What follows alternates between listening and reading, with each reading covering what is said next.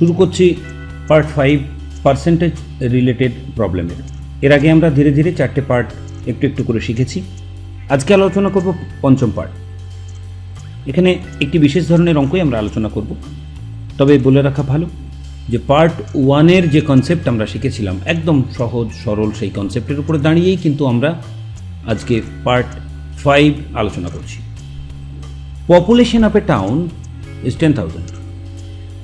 It is increased 10% during the first year. During the second year, decreased by 20%, increased by 30% during the third year. অর্থাৎ একটা শহরের population তিনটে ভিন্ন ভিন্ন বছরে, কোনো বছর বেড়েছে, কোনো বছর কমেছে এবং বৃদ্ধি বা কমের হারটা 3 বছর ভিন্ন ভিন্ন। 3 বছর পরে কত পপুলেশন হবে? আমরা শুরু করছি আমাদের স্টার্টিং পপুলেশন যেটা ছিল সেটা দিয়ে, অর্থাৎ 10,000 ছিল শহরের শুরুর জনসংখ্যা। এরপর চলে আসি প্রথম বছর। প্রথম বছর ইনক্রিজড হয়েছে 10%। সরি, ইনক্রিজ 10% মানে আমরা জানি কোনো জিনিস যদি 10% বাড়ে তাহলে বৃদ্ধি পেয়ে কত হবে ডাইরেক্টলি সেটা বের করার পদ্ধতি হচ্ছে ডাইরেক্ট। 10% বলেছে, 10% মানে কি? 100-তে বৃদ্ধি পায় 10, তাহলে বৃদ্ধি পেয়ে কত হয়? 110। তাহলে উপরে 110, নিচে 100, 110 into 100। এটা পেয়ে গেলাম আমরা প্রথম বছরে বৃদ্ধি পাওয়ার পর যে পপুলেশনটা দাঁড়াবে সেটা, বৃদ্ধি পাওয়ার পর যেটা দাঁড়াবে সেটা। N2 প্লাস নয়, N2, কারণ এই ফিগারের উপর আবার বাড়ছে। কি? দ্বিতীয় বছর ডিক্রিজড বাই 20%। একই জিনিস, ডিক্রিজড হলো 20%, দ্যাট ইজ 100-তে 20 কমলে কমে দাঁড়ায় 80, তাহলে 80/100। তৃতীয় বছর ইনক্রিজড বাই 30%, 100-তে 30 বাড়লো, তাহলে বেড়ে দাঁড়ায় 130/100। এই হচ্ছে 3 বছরের শেষে আমার জনসংখ্যা মোট যেটা দাঁড়াবে। এবার simple calculation, 0 cancel, 0 cancel, 0 0 cancel, 0 0 cancel, পড়ে থাকলো 1 2 3, 3টে 0 ক্যান্সেল, এখানে 1 2 3টে 0 ক্যান্সেল, 11 8 88 into 13 1 1 4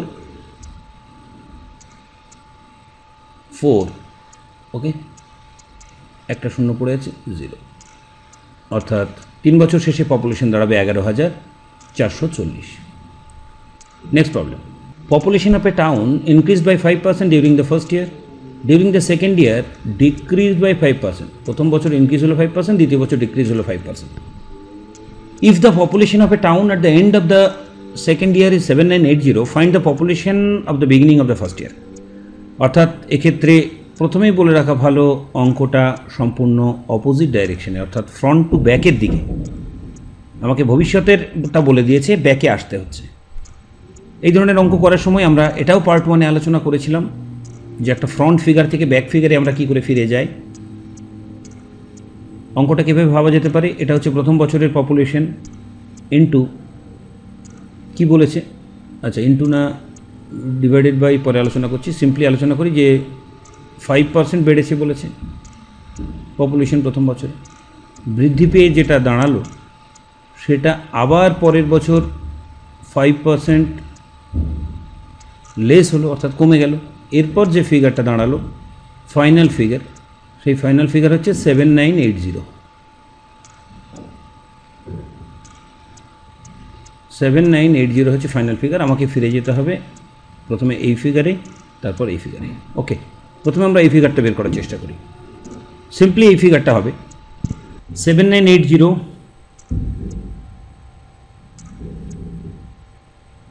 ইন্টু 5% কি বলেছে? হ্রাস, অর্থাৎ 5% হ্রাস পেয়ে হয়েছিল 7980, তাহলে 5% হ্রাস পাওয়ার আগে কত ছিল? সিম্পল পার্ট 1-ই আমরা এটা আলোচনা করেছিলাম, এইটুকু কনসেপ্ট যেটার সাহায্যে প্রায় সব অঙ্ক হয়, সেটাই হচ্ছে এটা। ওপরে হলো 100, নিচে হলো বৃদ্ধি বা হ্রাসের যে হারটা সেটা 100-র সঙ্গে যোগ বা বিয়োগ, অর্থাৎ এটা হচ্ছে হ্রাস, দেন 100/95। এটা হলো দ্বিতীয় বছরের শুরুতে যেটা ছিল। এরপর প্রথম বছরের শুরুতে কি ছিল না, আরেকটা চেঞ্জ এখানে আছে, 5% চেঞ্জ। সেটা কি? 5% গ্রোথ, অর্থাৎ বেড়েছিল। তাহলে প্রথম বছরের শুরুতে কি পপুলেশন ছিল বের করার জন্য ব্যাকে আমরা উপরে রাখলাম 100, নিচে রাখলাম 105। কেন 105? না, এটা 5% বেড়েছিল বলে। এই অঙ্কটায় যদি এটা বলতো 10% বেড়েছিল, তাহলে এটা হতো 110, 110, 100 বা 110। এখানে তফাৎ আগের অঙ্কর সঙ্গে এই অঙ্কটা পরপর দেখানোর উদ্দেশ্যই হচ্ছে, যদি বলে তোমার বেতন 300 টাকা ছিল, সাপোজ এইভাবে আলোচনা করে দিই একবার, আমার বেতন ছিল 300 টাকা, যদি বলে 10% বেতন বাড়লো, বেতন বেড়ে কত দাঁড়াবে? ভেরি সিম্পল, 300 গণিত 110/100 কত হচ্ছে একবার দেখে নাও। 100 3 300, 3 11 33, 330 টাকা। এবার চলে এসো উল্টো দিক থেকে, যদি বলে দেয় অঙ্কে যে তোমার বেতন ছিল 300, তোমার বেতন 330 টাকা এখন, যা 10% বৃদ্ধি পেয়ে হয়েছে, এক বছরে তোমার বেতন 10% বৃদ্ধি পেয়ে দাঁড়ালো এখন 330, তাহলে তার আগের বেতন কত ছিল? আমরা সিম্পল করব, 330 গণিত ওপরে 100, কারণ এইভাবে ভাবো 100 বেড়ে হয়েছে 110, আমরা ঐকিক নিয়মের জন্য উল্টে রাখলাম বোঝার সুবিধার জন্য। 110 এখন যা বেতন, আগে ছিল সেটা 100, 1 হলে 100/110, সিম্পল 100/110, 300। দেখো আমরা ফিরে গেলাম আবার সেই জায়গায়। এই হচ্ছে সহজ কনসেপ্ট, এই কনসেপ্টটুকুই আমরা এখানে কাজে লাগিয়েছি। তাহলে 7980 পপুলেশন এখন, এক বছর আগে কত ছিল সেটা বের করলাম, কি ওপরে 100, যেহেতু 5% কমে এটা হয়েছিল তাই হলো 95। তার আগের বছরে আবার 5% বেড়ে এটা দাঁড়িয়েছিল, তাহলে তার আগের বছরে কত ছিল বের করার জন্য, ইন্টু উপরে আবার 100, নিচে যেহেতু 5% বৃদ্ধি পেয়েছিল 105। জাস্ট সিম্পল ক্যালকুলেশন এবার করবো আমরা। এটা না কেটে আগে এটা কেটে নিই, 19 5-এ ইজি কাটবে, 95, 420, 5 দিয়ে কাটলে 5 8 40, 20, 5 4 20, 84, এটা 5 দিয়ে এবার কাটলে 21,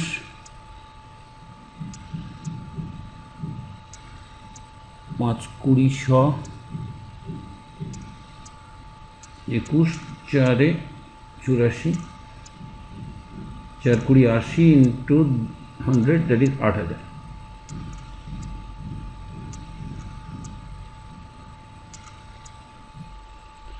অর্থাৎ 2 বছর আগে প্রথম বছরের শুরুতে পপুলেশন ছিল 8000। Next problem, population of a town is 8000. If the number of male is increased by 6% and female increased by 10%, the population will be 8600. Find the number of female in the town. এই অঙ্কটা বেশ সোজা, কিন্তু অঙ্কটা একটু জটিল করে দেওয়া হয়েছে এই ভেবে যে মেল এবং ফিমেল এই দুটোর ভিন্ন ভিন্ন পার্সেন্টেজ এখানে অ্যাড করা হয়েছে। ওকে, আমরা এটা XY ধরে করলেই বোধহয় দ্রুত করতে পারবো। অনেকে সুবিধার জন্য শুধু X ধরেন, বাকিটা 8000 - X ধরেন, যাতে সুবিধা হয়, কিন্তু এতে ফিগারে ক্যালকুলেশনটা একটু বড় হয়, এতে ক্যালকুলেশনটা একটু ছোট হয়। যদি অপনয়ন পদ্ধতিতে সমাধানের খুব দ্রুত আমাদের অভ্যাস থাকে, তাহলে মনে হয় XY দুটো ধরে করাটা অনেক স্টেডি করা যায়। ওকে, ধরে নিচ্ছি ফিমেলের সংখ্যা জানতে চেয়েছে, বললাম ফিমেলের সংখ্যা ছিল X আর মেলের সংখ্যা ছিল Y, তাহলে X + Y = 8000। সিম্পল একটা ক্যালকুলেশন হয়ে গেল। আর একটা সমীকরণ আমাদের বের করতে হবে, population male percentage increase by 6% and female increase by 10%। Female কত আমার X আছে, ওকে, তাহলে X-এর যদি 10% বাড়ে তাহলে সিম্পলি হয় 110/100। 110/100কে ক্যালকুলেশন করলে ডেসিমাল সিস্টেমে এই দুটো শূন্যর জন্য আমি এখানে দশমিক দিয়ে দিতে পারি, তাহলে দাঁড়ায় 1.1x। ক্লিয়ার? ঠিক একই রকম মেলের সংখ্যা ছিল Y গণিত মেলের সংখ্যা বৃদ্ধি পেয়েছে 6%, তাহলে 106/100। বোঝার সুবিধা বা ক্যালকুলেশনের সুবিধার জন্য এই 100 দুঘর দশমিক যদি সরিয়ে নিই তাহলে উত্তর আসে 1.06y। এটা বৃদ্ধিপ্রাপ্ত, মানে এটা হচ্ছে পরিবর্তিত মেল, এটা পরিবর্তিত ফিমেল, এটা পরিবর্তিত মেল, এই দুটো সংখ্যা যোগ করলে হবে 8600। তাহলে সিম্পলি আমরা সমীকরণটাকে এভাবে পাঠিয়ে দিই, 1.1x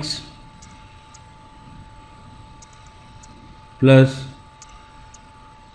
1.06y is equal to 8600। এটা আমার 2 নম্বর সমীকরণ।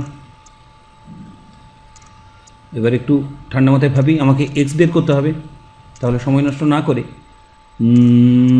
আমরা যদি ওয়াইটাকে মিলিয়ে দিই তাহলেই হবে। ভেরি সিম্পলি ওয়াইটাকে মেলানোর পদ্ধতি কি, 1.06 দিয়ে যদি সবগুলোকে গুণ করে দিই 1 নম্বর সমীকরণকে, তাহলে কি দাঁড়ায়, আমি এখানেই করে দেবো বোঝার সুবিধার জন্য।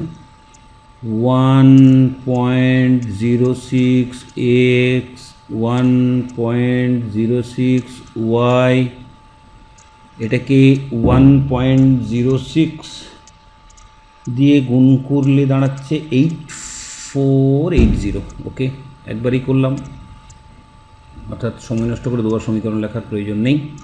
সিম্পলি আমি কী করেছি, এটাকে 1.06 দিয়ে গুণ করলাম, যেহেতু আমি এক্সটা বের করবো ওয়াইটা মিলিয়ে নিলাম। ওকে, 1.06 minus 1.1 is equal to minus 0.04x equal to এদিকেও minus 120, minus minus cancel, x equal to 120 by 0.04,